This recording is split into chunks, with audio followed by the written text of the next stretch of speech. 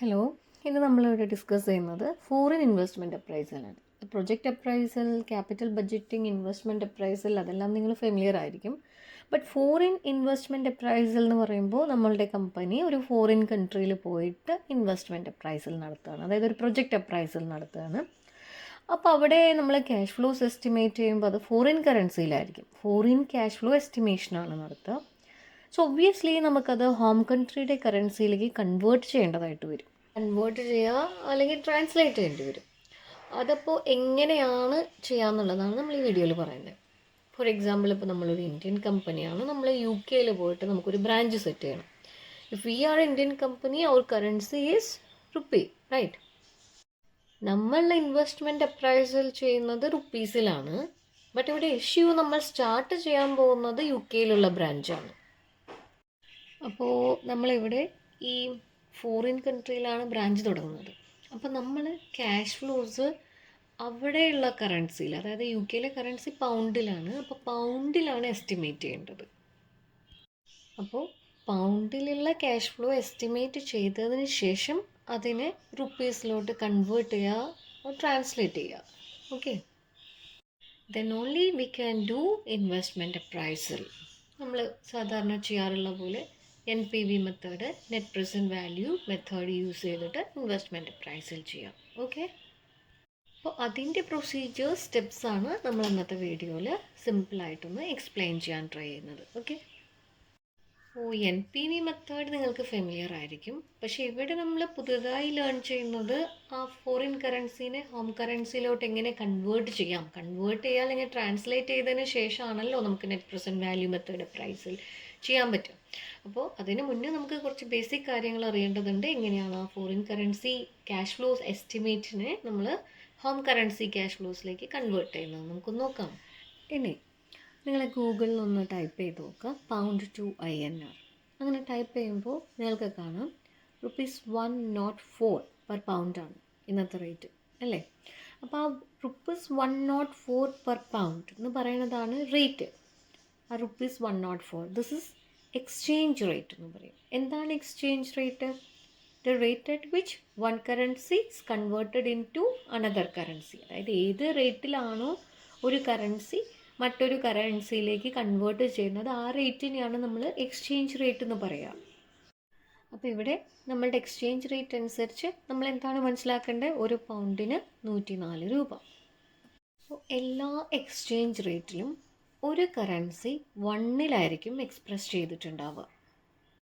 ആ കറൻസിയെ നമ്മൾ വിളിക്കുന്ന പേരാണ് ബേസ് കറൻസി. എന്താണ് ഞാൻ പറഞ്ഞത്? I will repeat it again. അതായത് എല്ലാ എക്സ്ചേഞ്ച് റേറ്റിലും ഒരു കറൻസി 1 എക്സ്പ്രസ് ചെയ്യുക. ആ ഒരു കറൻസിനെ നമ്മൾ ബേസ് കറൻസി എന്ന് പറയും. Because that currency will be usually in the denominator. നമ്മൾ ഡിവിഷൻ ചെയ്യുന്ന സമയത്ത് ഓൾറെഡി ബേസിലുള്ള ഐറ്റത്തിനെയാണ് നമ്മൾ ഡിനോമിനേറ്റർ എന്ന് പറയുക. ഒരു കാര്യം ആലോചിച്ചാൽ മതി, നമ്മൾ ഡിവിഷൻ ചെയ്യുന്ന സമയത്ത് നമ്മൾ ഡിനോമിനേറ്ററിലുള്ള ഐറ്റത്തിനെയാണ് നമ്മൾ ബേസ് എന്ന് പറയുക. അത് എപ്പോഴും 1 ഇവിടെ ഒന്ന് നോക്കൂ, ₹104 പെർ പൗണ്ട്. ഇങ്ങനെയും എനിക്ക് എക്സ്ചേഞ്ച് റേറ്റ് എഴുതാം. അതുപോലെ തന്നെ ₹104 പെർ പൗണ്ട് ഇങ്ങനെയും എക്സ്പ്രസ് ചെയ്യാം. ഓക്കെ, ഇവിടെ ഡിനോമിനേറ്ററിലുള്ള കറൻസി ഏതാണ്? പൗണ്ട് അല്ലേ?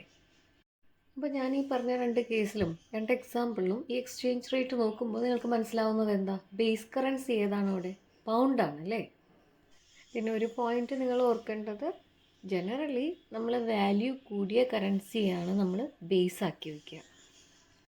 ഇനി നമ്മൾ യൂഷ്വലി ഈ എക്സ്ചേഞ്ച് റേറ്റ് കോട്ട് ചെയ്യുമ്പോൾ യൂഷ്വലി അതിൽ 2 റേറ്റ് ഉണ്ടായിരിക്കും. അതായത് ഇപ്പോൾ ₹103 to 106 പെർ പൗണ്ട്. ഇതിൽ 2 റേറ്റ് ഇല്ലേ? അതെന്തുകൊണ്ടാണ് 2 റേറ്റ്? ഇതിൽ ഒരു റേറ്റ് ബാങ്ക് വാങ്ങുന്ന റേറ്റാണ്, മറ്റേത് ബാങ്ക് വിൽക്കുന്ന റേറ്റാണ്. അതെന്താണ് അങ്ങനെ? സപ്പോസ് നിങ്ങൾ ബാങ്കിൽ ഒരു പൗണ്ട് വാങ്ങാൻ പോവുകയാണെന്ന് വിചാരിക്കൂ. അപ്പോൾ നിങ്ങൾ ഒരു പൗണ്ട് വാങ്ങാനായിട്ട് ബാങ്കിൽ പോകുമ്പോൾ നിങ്ങൾക്ക് ഏത് റേറ്റ് ആയിരിക്കും ഇതിൽ കിട്ടുക? 106. അതിൻ്റെ റീസൺ എന്താ? ബിക്കോസ് നിങ്ങൾ വാങ്ങുന്ന ടൈമിൽ എപ്പോഴും നിങ്ങൾ കൂടുതൽ റേറ്റ് കൊടുക്കേണ്ടി വരും. ഇനി ഇതിൻ്റെ ഓപ്പോസിറ്റ് സിറ്റുവേഷൻ ഇമാജിൻ ചെയ്യുക. നിങ്ങൾ ഒരു പൗണ്ടുമായിട്ട് ബാങ്കിൽ പോവുകയാണ് ആ പൗണ്ട് വിൽക്കാൻ വേണ്ടി. അപ്പോൾ വിൽക്കുമ്പോൾ നിങ്ങൾക്ക് കുറഞ്ഞ റേറ്റ് മാത്രമേ കിട്ടുള്ളൂ. എത്രയായിരിക്കും നിങ്ങൾക്ക് കിട്ടുക? ഒബ്വിയസ്ലി 103. അപ്പോൾ ഇതിൽ നമ്മൾ പറഞ്ഞു വന്നത് എക്സ്ചേഞ്ച് റേറ്റിൽ ജനറലി 2 റേറ്റ് ഉണ്ടായിരിക്കും. ഒന്ന് ബാങ്ക് വാങ്ങുന്ന റേറ്റാണ്, ഒന്ന് ബാങ്ക് വിൽക്കുന്ന റേറ്റും. അപ്പോൾ ഈ 2 റേറ്റും തമ്മിലുള്ള ഒരു ഡിഫറൻസ് ആണ് ബാങ്കിൻ്റെ പ്രോഫിറ്റ്. അപ്പോൾ അതിനെയാണ് നമ്മൾ സ്പ്രെഡ് എന്ന് പറയാം. ഇനി ഞാൻ ₹83 പെർ ഡോളർ എന്ന് പറയുകയാണെങ്കിൽ ഇവിടുത്തെ ബേസ് കറൻസി ഏതാണ്? Dollar, right? ഇനി നമുക്ക് ഈ ബേസ് കറൻസി എങ്ങനെ റുപ്പീസിലേക്ക് ചേഞ്ച് ചെയ്യാൻ നോക്കാം. അതായത് ഇവിടെ ഇപ്പോൾ ഡോളറാണല്ലോ ബേസ്, ഇനി ബേസ് നമുക്ക് റുപ്പി ആക്കണം. അപ്പോൾ ബേസ് കറൻസി മാറ്റാൻ വേണ്ടിയിട്ട് നമ്മൾ 1/83 ചെയ്യുന്നു. 1/83 ദാറ്റ് ഈസ് 0.012048 അല്ലേ? അപ്പോൾ നമുക്കിങ്ങനെ അത് എഴുതാം, $0.012 പെർ റുപ്പി. അപ്പോൾ ഇവിടെ ബേസ് കറൻസി ഏതായി? പെർ റുപ്പിയാണ്. $0.012 per rupee. So here base currency is rupee, right? ഇനി നെക്സ്റ്റ് നമുക്ക് കറൻസി കൺവേർഷൻ മെത്തേഡ് ഒന്ന് നോക്കാം. അപ്പോൾ ഞാൻ ഈ പറയുന്നത് സിമ്പിൾ ആയിട്ടുള്ള ഒരു റൂളാണ്, അത് തന്നെ ഫോളോ ചെയ്താൽ മതി, അത് കൺഫ്യൂഷൻ ഉണ്ടാവില്ല. ഓക്കെ, അപ്പോൾ അതിൽ 4 സ്റ്റെപ്പാണ് നമുക്കുള്ളത്. അതിൽ first step identify the base currency. First of all you have to identify your base currency. Base currency എന്താണെന്ന് നമ്മൾ പറഞ്ഞു.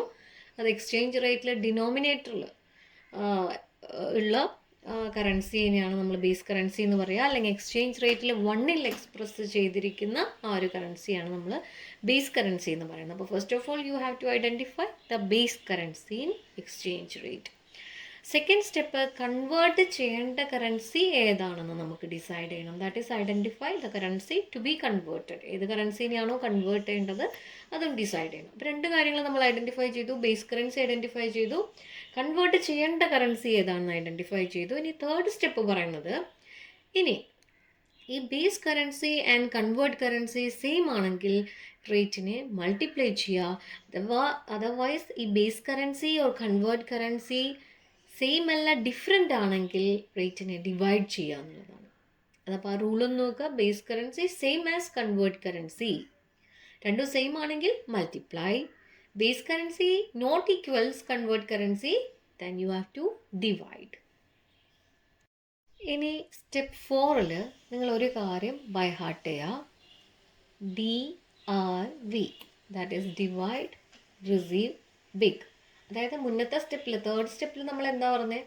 നമ്മൾ മൾട്ടിപ്ലൈ ചെയ്യണോ ഡിവൈഡ് ചെയ്യണോ എന്നുള്ള ഡിസിഷൻ എടുത്തു അല്ലേ? ബേസ് കറൻസിയും കൺവേർട്ട് കറൻസിയും സെയിം ആണോ ഡിഫറൻസ് ആണോ നോക്കി മൾട്ടിപ്ലൈ ചെയ്യണോ ഡിവൈഡ് ചെയ്യണോ എന്നുള്ള ഡിസിഷൻ എടുത്തു. ഓക്കെ, ഇതൊരു പ്രോബ്ലം വരുമ്പോൾ കറക്റ്റ് മനസ്സിലാവും കേട്ടോ. ഇപ്പോൾ പെട്ടെന്ന് കേൾക്കുമ്പോൾ ചെറിയൊരു കൺഫ്യൂഷൻ ഉണ്ടെങ്കിലും പ്രോബ്ലം വരുമ്പോൾ അത് സിമ്പിളാണ്. ഓക്കെ, അപ്പോൾ മൾട്ടിപ്ലൈ ചെയ്യണോ ഡിവൈഡ് ചെയ്യണോ എന്നുള്ളൊരു ഡിസിഷൻ നമ്മൾ എടുത്തിരിക്കും. എന്നിട്ടാണ് സ്റ്റെപ്പ് 4ൽ നമ്മൾ വരുന്നത്. അപ്പോൾ DRV എന്നുള്ളൊരു കാര്യം നിങ്ങൾ ബൈ ഹാർട്ട് ചെയ്യുക. അതായത് ഡിവൈഡ് റിസീവ് ബിഗ്. അപ്പോൾ നിങ്ങൾ എടുത്തിരിക്കുന്ന ഒരു ഡിസിഷൻ ഡിവൈഡ് ചെയ്യാനാണ്. ഡിവൈഡ് ആണെന്നുണ്ടെങ്കിൽ ആ ഒരു സമയത്ത് നിങ്ങൾ ഫോറിൻ കറൻസി റിസീവ് ചെയ്യുന്ന സിറ്റുവേഷൻ ആണെങ്കിൽ എക്സ്ചേഞ്ച് റേറ്റിൽ ബിഗ് റേറ്റ് എടുക്കുക എന്നുള്ളതാണ് ഫസ്റ്റ് പറയുന്നത്. അതായത് എക്സ്ചേഞ്ച് റേറ്റിൽ നമ്മൾ പറഞ്ഞു ജനറലി അതിൽ 2 റേറ്റ് ഉണ്ടായിരിക്കും, ബിഗറും ഉണ്ടായിരിക്കും സ്മോളറും ഉണ്ടായിരിക്കും.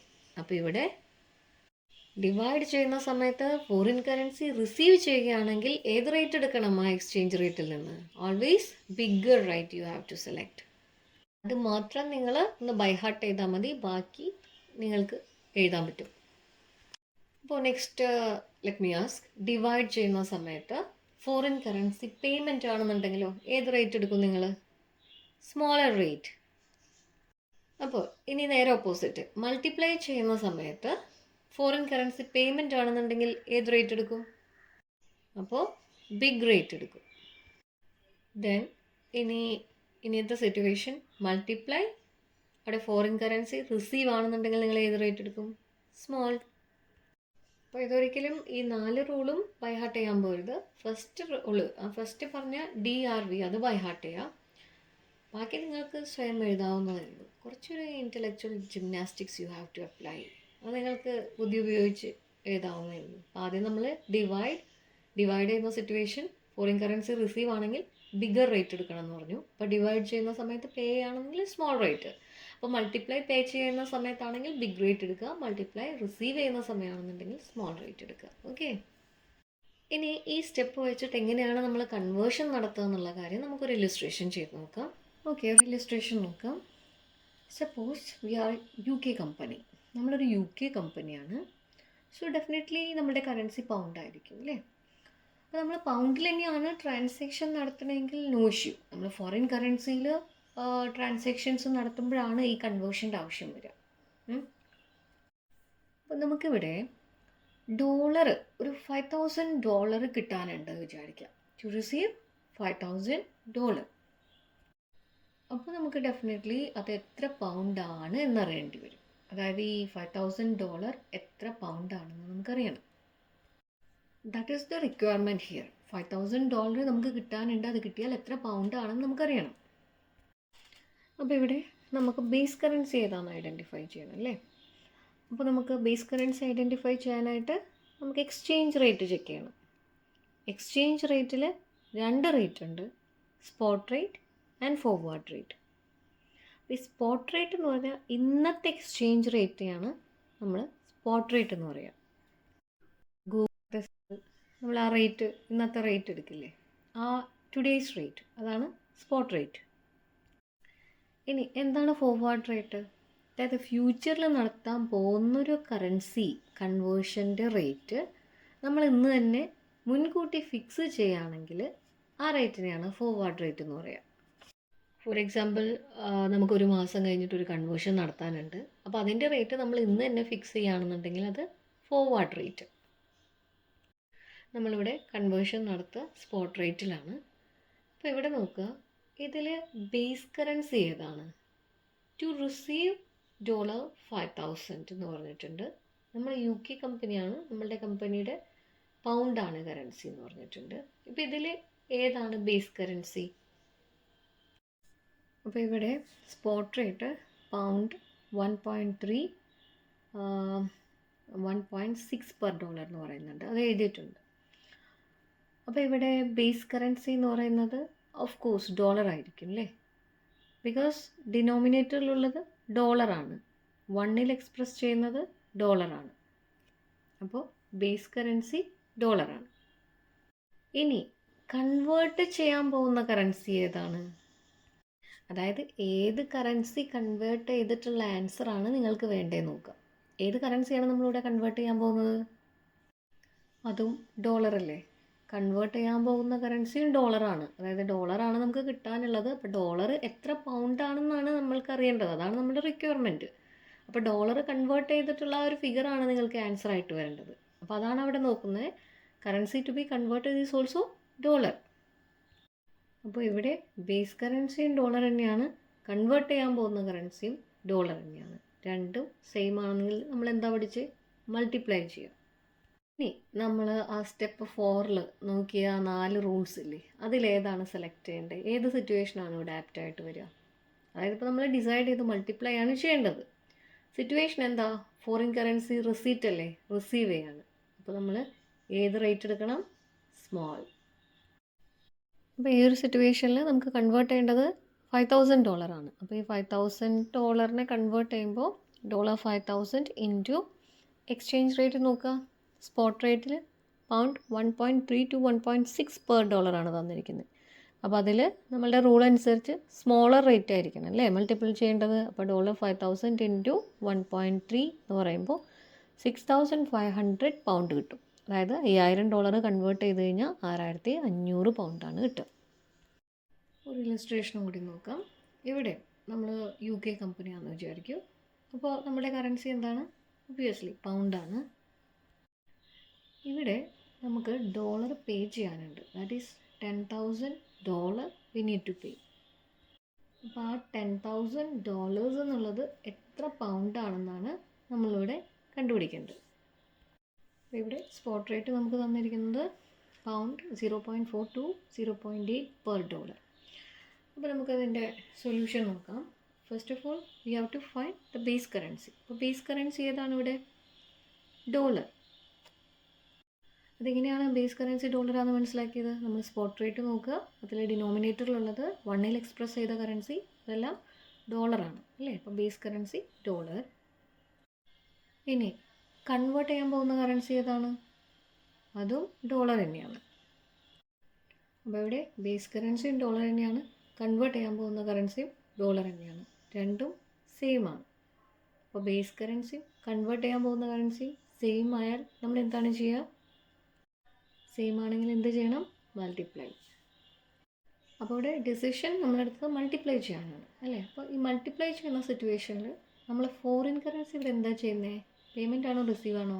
പേയ്മെൻ്റ് അല്ലേ? To pay 10,000, to pay $10,000. അപ്പോൾ മൾട്ടിപ്ലൈ ചെയ്യാണ്, പേയ്മെൻറ്റ് ഓഫ് ഫോറിൻ കറൻസിയാണ്. അപ്പോൾ അങ്ങനെ ഒരു സിറ്റുവേഷനിൽ നമ്മൾ ഏത് റേറ്റ് എടുക്കണം?